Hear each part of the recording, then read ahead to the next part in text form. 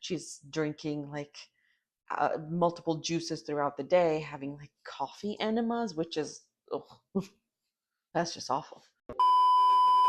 Hi everyone, my name is Navi. Thank you so much for being here with me today. I wanted to take a few minutes to talk about Apple Cider Vinegar. It's a drama series that dropped on Netflix a week and a half ago, and it has been superbly popular. The documentary dropped about a few days ago as well, and that itself has been super popular. So, Apple Cider Vinegar has 6 episodes, 60 minutes each, which totals to about 6 hours of watch time. And I really was super curious and I really wanted to watch it. So I watched it so you don't have to. I really wanted to watch it just to see how it does. How is it actually worth the hype, and does it match what it said it would in the trailer? Let's see how it does it on the watchometer. I really hope you enjoy this video. Let's get started. So Apple Cider Vinegar, those of you who don't know, is based on Belle Gibson, a con artist, Instagram influencer that faked her brain cancer, and she became super popular with her wellness remedies, saying that this was a thing that cured her brain cancer, and she hasn't had any issues since then. It also parallels with a another character named Mila, who actually does have cancer.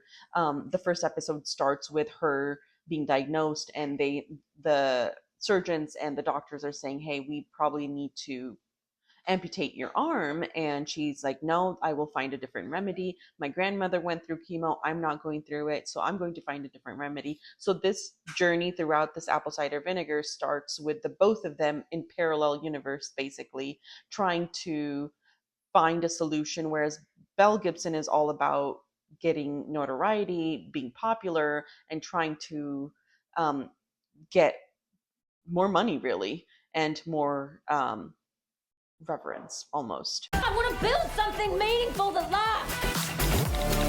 I want to do an app.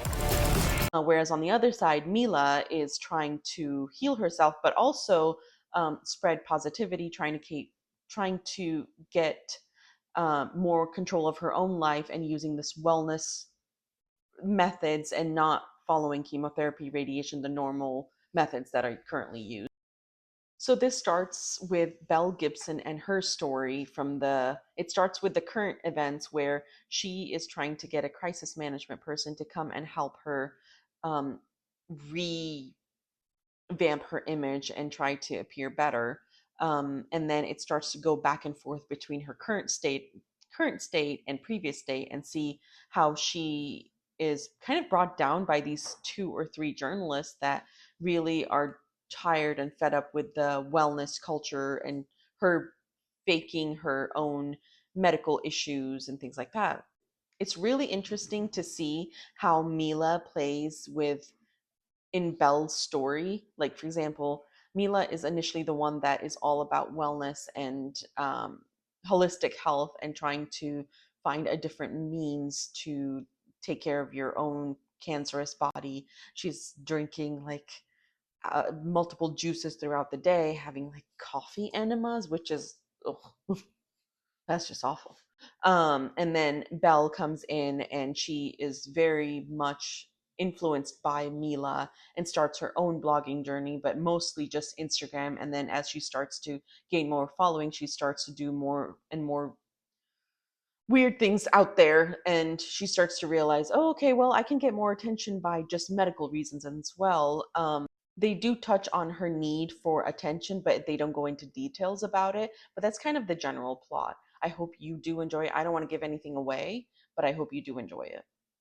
Caitlin Denver, the person who plays Belle Gibson, is just phenomenal. She's a wonderful, wonderful actress. I first watched her in Unbelievable. It was recommended to me. I binge watched that one, and it was so good. And she is so believable in everything. So even though you hate the character, Belle Gibson, the actor itself makes you realize, like, you want to feel sorry for her, but also you're like, how could you do this to someone? How could you say these things? But at the same time, you feel sorry for her because here's her shitty past, that she never was given enough attention.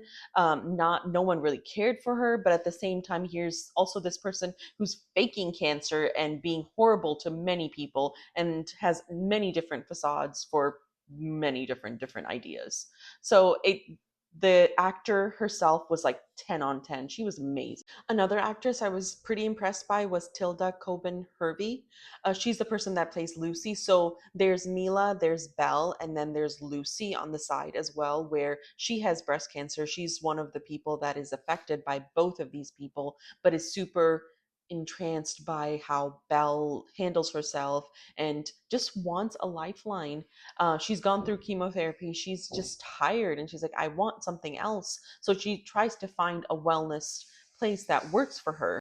The actress that plays Mila Blake also did a really good job, but I think it's just compared to the other two actresses, she perhaps didn't shine as much, but she was still pretty good. Apple Cider Vinegar is a pretty intriguing story as it is because it deals with social media, what people are able to go, what extent people will go to, and then there's also the other holistic um, approach to everything for medicine as well, because it's such a big question for cancer as it is, and everyone's all about holistic and trying to find a different solution, which is great. But then you also have to think about, is it worth not going through these kind of treatments and being able to be okay with the end results? Maybe it'll heal you, or maybe you'll die. There's like multiple questions in this story. The ending does leave many questions. Nothing's wrapped up as it is. There is a lawsuit for Belle Gibson in Australia, but she has since moved to the US and there isn't really much they can do at the moment. It still leaves many things questioned and it ends with Google it. And it was still very intriguing and very interesting to watch. And I would definitely watch it again or something similar. The story is very gripping from the beginning to the end. I was super excited to watch it and I was hooked from the beginning to the end till like the last minute.